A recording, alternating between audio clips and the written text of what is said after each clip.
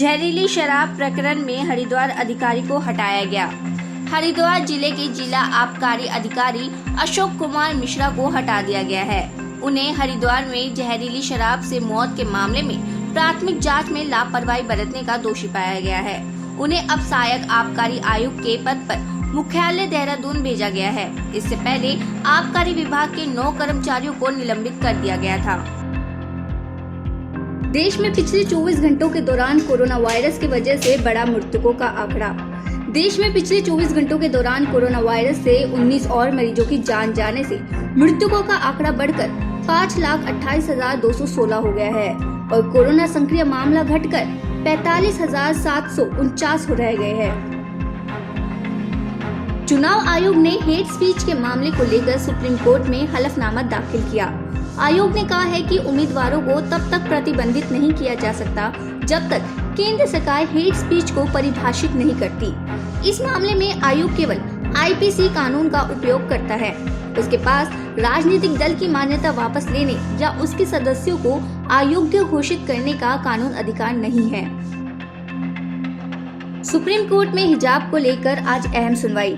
हिजाब मामले में सुप्रीम कोर्ट में आज अहम सुनवाई हुई। याचिकाकर्ताओं में से एक के वकील आदित्य सोंधी ने दलील दी है कि मैं जस्टिस सचर समिति की रिपोर्ट के निष्कर्ष का उल्लेख करता हूँ। इसमें ये निष्कर्ष निकाला गया था कि हिजाब, बुर्का आदि पहनने की अपनी प्रथाओं के कारण मुस्लिम महिलाएं भेदभाव का सामना कर रही थी।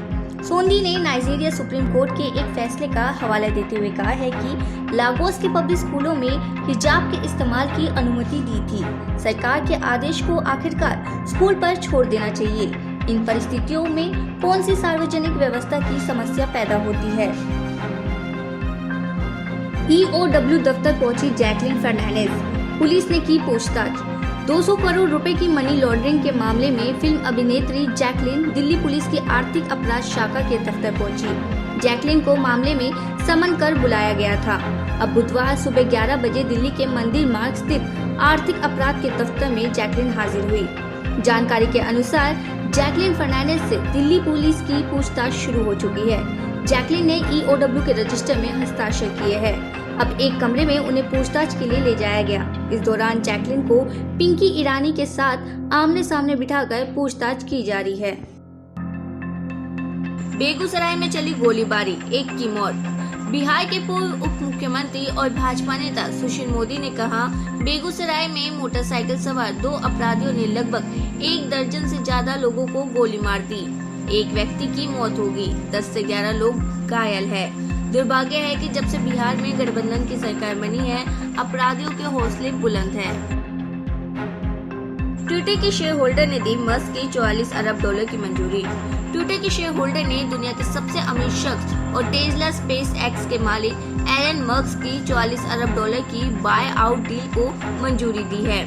ट्विटर ने कहा कि भले ही एलन मस्क इस डील को रद्द करने की कोशिश कर रहे हो, लेकिन शुरुआती काउंटिंग से पता चलता है कि शेयर होल्डर्स ने $44 अरब में ट्विटर को खरीदने की एलन मस्क की बोली पर सहमति जताई थी। जानकारी के मुताबिक टेली शेयर होल्डर्स की एक मीटिंग के दौरान आई। ये मीटिंग कुछ ही मिनट चली। बता दें, ट्विटर ने मस्क पर सौदा पूरा करने के लिए मुकदमा दायर किया है। इसका ट्रायल अक्टूबर में होगा। महारानी एलिजाबेथ की वसीयत 90 सालों के लिए सील।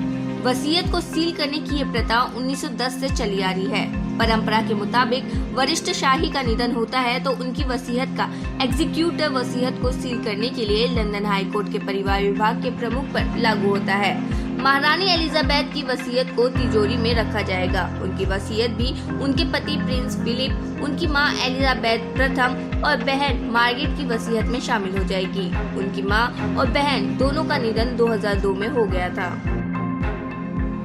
नबना अभियान पर 1200 से ज्यादा बीजेपी कार्यकर्ता हिरासत में। नबना अभियान पर भाजपा के राष्ट्रीय उपाध्यक्ष दिलीप घोष ने कहा, शांतिपूर्वक एक लोकतांत्रिक आंदोलन में हम शामिल हुए थे, लेकिन पुलिस ने हम पर ज्यादती की। 350 से ज्यादा लोग कोलकाता में घायल है। 1200 से ज्यादा लोगों को पुलिस ने पकड़ा है। इससे पता चलता है कि सरकार का मनोबल बहुत नीचे है। मेघालय में बांग्लादेशी व्यक्ति के पास से सोने के बिस्कुट बरामद।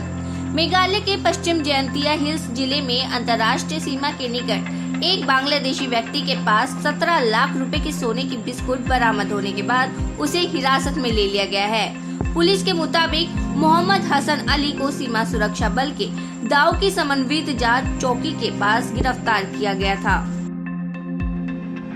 राजस्थान और गुजरात से लगते जिलों में लंपी वायरस का बड़ा खतरा। पंजाब के पशुपालन मंत्री लालजीत सिंह भुल्लर ने बताया, लंपी बीमारी 3-4 महीने से पंजाब में आई है। राजस्थान और गुजरात से लगते जिलों में जानवर इससे ज्यादा प्रभावित हुए हैं। बीमारी पर काबू पा लिया गया है। 10,64,000 वैक्सीन मंगवाई गई है, जिनमें से 9,10,000 वैक्सीन गायों को लगाई जा चुकी है। आतंकी अर्शदीप, गैंगस्टर नीरज भवानिया के शूटर समेत 2 गिरफ्तार।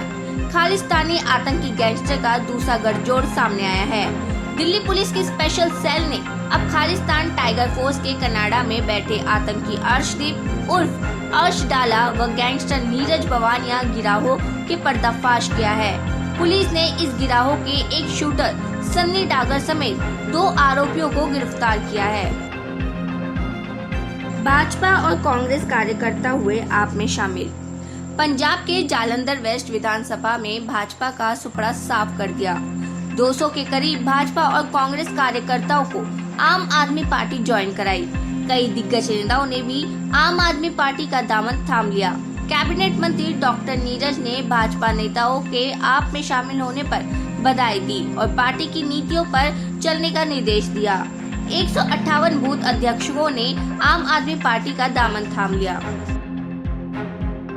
सिकंदराबाद होटल में लगी आग, परिजनों को मिला मुआवजा।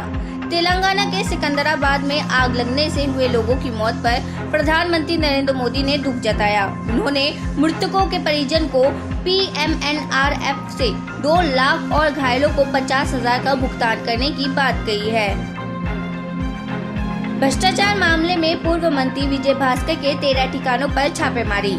तमिलनाडु के पूर्व मंत्री C विजय भास्कर से जुड़े 13 ठिकानों पर DVAC ने छापेमारी की है। ये छापेमारी चेन्नई, सालेम और अन्य जगहों पर की गई है।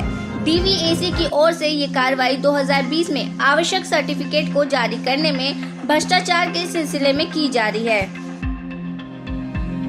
हरियाणा के कैथल में मिले RDX के पीछे आतंकी रिंदा का हाथ। हरियाणा के कैथल में मिले RDX के मामले में पाकिस्तान में छुपकर बैठे आतंकी हरविंदर सिंह उर्फ रिंदा का हाथ है। रिंदा ने ISI के इशारे पर पंजाब में एक्टिव अपने स्लीपर सेलों के माध्यम से टाइमर और बैटरी लगा हुआ RDX भिजवाया था। रिंदा पंजाब में छिपकर बैठे खालिस्तान समर्थक आतंकियों का इस्तेमाल कर रहा है। RDX के साथ 9 घंटे का टाइमर लगा हुआ था, हालांकि उसे एक्टिव नहीं किया गया था। घायल व्यक्ति को JCB में रखकर पहुंचाया अस्पताल। एक्सीडेंट के घायल को लेने जब आधे घंटे तक एम्बुलेंस नहीं आई तो लोग उसे JCB में रखकर अस्पताल पहुंचे। लोगों का कहना है कि एम्बुलेंस को फोन किया गया था, लेकिन वो नहीं पहुंची। घायल को प्राथमिक उपचार देने के बाद जिला अस्पताल रेफर किया गया। उसके पैर में फ्रैक्चर है। JCB का वीडियो वायरल हो रहा है। कोलकाता में बीजेपी का झंडा लिए लोगों ने पुलिसकर्मी पर बोला हमला। भारतीय जनता पार्टी द्वारा कोलकाता में उग्र प्रदर्शन किया गया। इस प्रदर्शन के दौरान कई जगहों पर पुलिस और बीजेपी कार्यकर्ताओं के बीच झड़प की खबर है। हालांकि बीजेपी की तरफ से आरोप लगाए कि पुलिस ने उनके पार्टी कार्यकर्ताओं पर बिना किसी वजह कार्रवाई की है, लेकिन कोलकाता से एक वीडियो सामने आया है जिसमें कुछ लोग बीजेपी का झंडा लेकर एक पुलिसकर्मी पर हमला कर रहे हैं। उस दौरान कुछ लोग डंडा लेकर उस पुलिसकर्मी की पिटाई भी कर रहे हैं। चौथे दिन भी चढ़ा बाजार, निफ्टी 18,000 के पार। शेयर बाजारों में तेजी का सिलसिला लगातार चौथे कारोबारी सत्र में भी जारी रहा और नेशनल स्टॉक एक्सचेंज का निफ्टी 133 अंक से अधिक चढ़कर 4 अप्रैल के बाद पहली बार 18,000 अंक के पार बंद हुआ। विदेशी संस्थागत निवेशकों की निरंतर जारी लिवाली और वैश्विक बाजारों में तेजी से घरेलू शेयर बाजार में लाभ दर्ज हुआ। सेंसेक्स 455.95 अंक यानी 0.76% के उछाल के साथ 60,571.08 अंक पर बंद हुआ। नगर निगम चुनाव के बीच आपका कूड़ा अभियान चालू। इस अभियान के तहत पार्टी दिल्ली वासियों की तीनों लैंडफिल साइट से रूबरू कराएगी। आप नेताओं ने अभियान की जानकारी दी। आप के संयोजक गोपाल राय ने कहा कि आप 14 सितंबर से पूरी दिल्ली में कूड़ा विरोध अभियान शुरू कर दिया गया है।